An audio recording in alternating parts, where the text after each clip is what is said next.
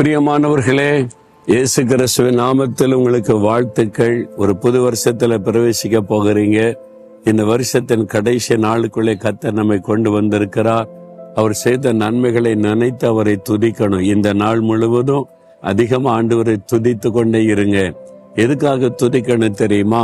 யோவேல் 2ஆம் அதிகாரம் 26வது வசனத்துல, நீங்கள் சம்பூரணமாய் சாப்பிட்டு திருப்தி அடைந்து உங்களை அதிசயமாய் நடத்தி வந்த உங்கள் தேவனாகிய கர்த்தருடைய நாமத்தை துதிப்பீர்கள். உங்களை அதிசயமாய் நடத்தி வந்த உங்கள் தேவனாகிய கர்த்தருடைய நாமத்தை துதிப்பீர்கள். இந்த வருஷம் முழுவதும் ஆண்டவர் நடத்தின பாதை சிந்தித்து பாருங்க. அதிசயமாய் நடத்தி இருக்கிறார். நம்ம செய்த பாவத்திற்கு தண்டனை கொடுத்திருந்தா அழிஞ்சு போயிருப்போம். ஆனால் மிகுந்த கிருபையின்படி நம்மை மன்னித்தார். நம்முடைய சத்துருக்கள் நமக்கு விரோதமாய் எழும்பினாங்களே, அந்த மனிதர் கையில் ஒப்பு கொடுத்திருந்தா அழிஞ்சு போயிருப்போம். ஆண்டவர் விட்டு கொடுக்காம பொல்லாத மனிதர்கள் கைக்கு விலக்கி காத்து கொண்டார். பொல்லாத பிசாசு கர்ஜிக்கிற சிங்க மாதிரி எழும்பி வந்தானே, நம்மை பட்சிக்கும்படி வந்தானே, நமக்கு விரோதமாய் மந்திரவாத பில்லிஷோனின் ஆவிகளுடைய போராட்டல வந்தது. ஆண்டவர் விட்டு கொடுத்திருந்தா நம்ம இல்லாம போயிருப்போம்.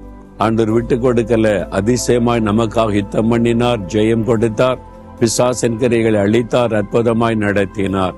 அதே மாதிரிதான் வியாதி வந்தது, ஒரு விபத்தை நேரிடுகிற சூழ்நிலை வந்தது, கர்த்தரோ பாதுகாத்தார்.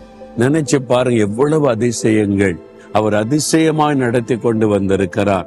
அதெல்லாம் நினைத்து ஆண்டவரை துதிக்கணும். இந்த வருஷத்துல ஆண்டவர் உங்களுக்கு சாப்பாடு இல்லை அப்படின்னு பசி பட்டினில இருக்க வச்சாரா? இல்ல, ஆண்டவர் அனுதினம் போஷித்தார். உடையே இல்லைங்க, நான் நிர்வாணமா இருக்கிற ட்ரெஸ் இல்லைன்னு விற்க வச்சாரா? உடுத்து வைத்தார். ஆண்டவர் உங்களுக்கு ஒரு வீடு, வேலை, உங்களுக்கு சம்பாதிக்கிற வாய்ப்பு, ஒரு குடும்பம், உறவுகள், உங்களை நேசிக்கிற ஆட்கள், உங்களுக்கு ஒரு சபை, ஆராதனை, ஊழியர்கள், எத்தனை ஆசீர்வாதம் தந்திருக்கிறார். அதையெல்லாம் நினைத்து ஆண்டவரை துதிக்கணும். இந்த வருஷத்தில் எத்தனை புயல் காற்றுகள், பூமி அதிர்ச்சிகள், எத்தனை மரணங்கள், யுத்தத்தினாலே மரணம், பூமி அதிர்ச்சியிலே மரணம், இயற்கை சீற்றத்தினாலே மரணங்கள், எவ்வளவோ மரணங்கள் செய்திகளை கேள்விப்பட்டோம். நாமோ பாதுகாக்கப்பட்டு இருக்கிறோம். அவங்கள விட நாம் என்ன பெரிய பரிசுத்தவான்களா? அவங்க எல்லாம் பாவம் செய்தனால அழிஞ்சிட்டாங்க. நான் பரிசுத்தமா இருந்தேன்னு சொல்ல முடியுமா? இல்லையே. தேவனுடைய கிருபை. அதெல்லாம் நினைத்து ஆண்டவரே, என் மேல இறக்க வைத்து மன்னித்து அதிசயமாய் நடத்தி வந்தீரே, ஸ்தோத்திரம் ஸ்தோத்திரம் ஸ்தோத்திரம்னு துதிக்கணும். நீங்க நன்றி உள்ளவளாய் இருந்தா புது வருஷம் உங்களுக்கு ஆசீர்வாதமாய் இருக்கும். அதனால சொல்றீங்களா?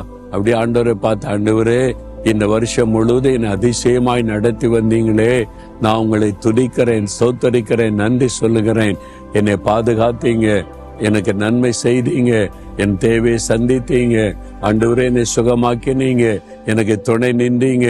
நீங்க செய்த நன்மைகள் எண்ணி முடியாதவைகள். எல்லாவற்றிற்காக ஸ்தோத்திரம் ஸ்தோத்திரம் ஸ்தோத்திரம் என்று உம்மை துதிக்கிறேன். புது வருஷத்திற்கும் எனக்கு நீங்க வைத்திருக்கிற ஆசீர்வாதத்திற்காக இப்பொழுதே உம்மை துதிக்கிறேன். இயேசுவின் நாமத்தில் ஸ்தோத்திர பலிகளை ஏறெடுக்கிறேன் பிதாவே. ஆமேன், ஆமேன்.